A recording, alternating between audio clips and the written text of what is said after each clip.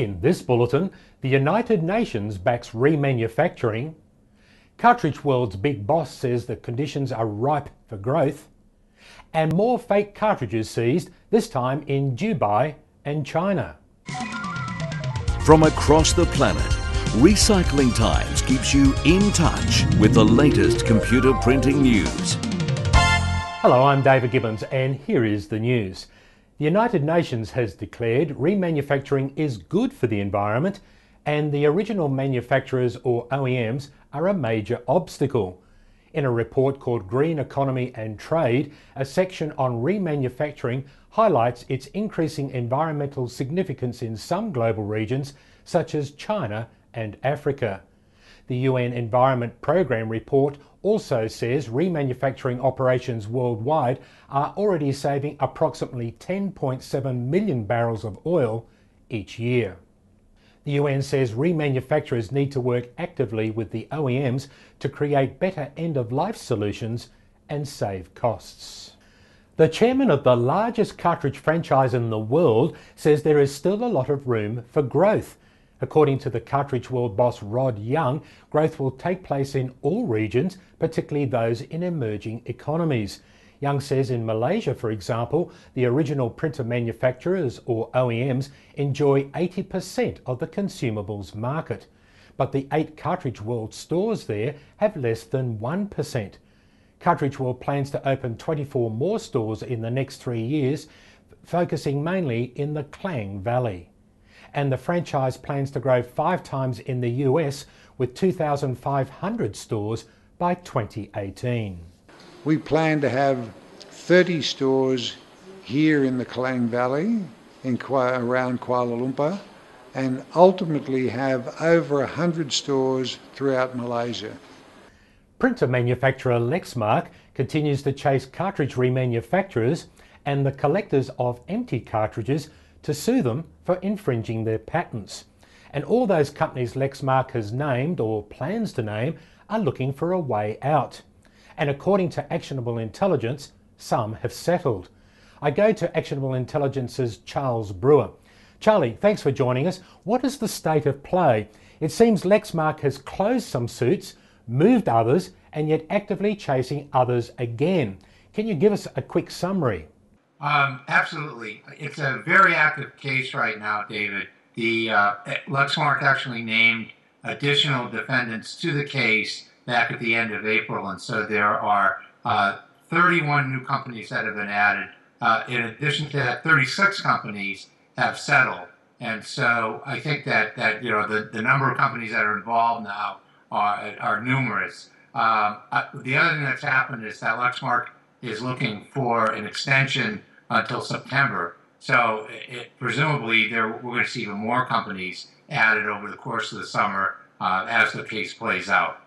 So tell me, Charlie, with Lexmark being so proactive in the courts, is this helping them? I mean, is it giving them a return on their bottom line?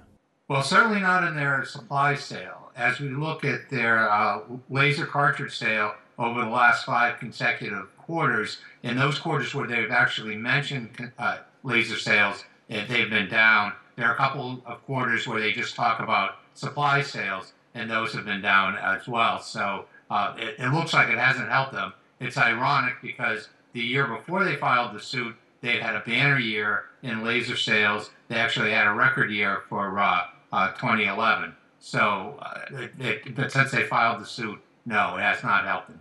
Thanks, Charlie. Don't go away, by the way. I have another question coming up for you in a minute. And you can read more from Charles Brewer on Lexmark's return on investment in the New Look News and Views Recycling Times magazine.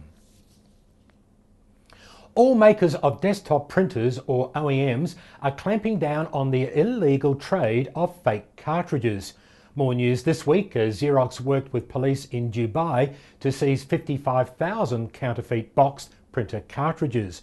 Xerox claims the fakes were headed for the United States, Germany, Netherlands, Turkey, Russia, Brazil and South America. Consumers are urged to look for the holographic security label when purchasing Xerox products. And Chinese police have also made separate arrests in Beijing and in the Fujian province. In one case, aftermarket labelling on fake products was removed just before delivery, leaving the OEM trademarks and packaging intact. And in another story, 3 suspects have been arrested, allegedly with $1.6 million worth of counterfeit HP and Canon cartridges. Charlie Brewer from Actionable Intelligence is still online. What is it with all these fake cartridges popping up in news stories almost every week? Are the OEMs becoming more proactive, or is there just more illegal activity taking place? Well, I think the answer to both questions is yes. The OEMs are much more active now using the courts than they've ever been before, and there's also more illegal and counterfeit and infringing activity going on. With that said, however, Xerox has a legacy of finding counterfeit products. This has been going on for years, going back to the old analog machines. So for Xerox, it really is nothing new. I think what is very new is all the new plastic and new build cartridges that we're finding, and that this stuff is starting to show up in counterfeit packages as well is not surprising. So I would expect to see more lawsuits, and I would expect to see more infringing product.